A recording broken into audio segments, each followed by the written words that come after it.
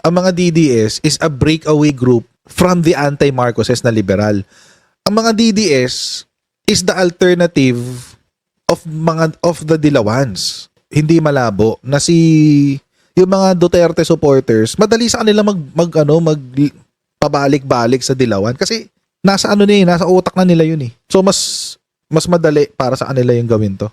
Magbalik muli. Ang tanong kasi dito, hindi na kung sino eh. Masyado nang short-sighted tayo niyan pag ang inisip natin kung sino yung nag-broker. Ang tanong kasi dito is bakit? Bakit may ganong drama? Ano nangyari? Hindi naman siya maikipag-usap si Sara kay Lenny nang wala siyang motibo. Alin natin, baka ngayon hindi na sila Marcos ang gusto niyang gamitin. Baka si Lenny na ang gagamitin nila, syempre. Manggayan eh. Manggayan si Sara eh. Sabi ni Sara Duterte, she's neither distressed nor desperate.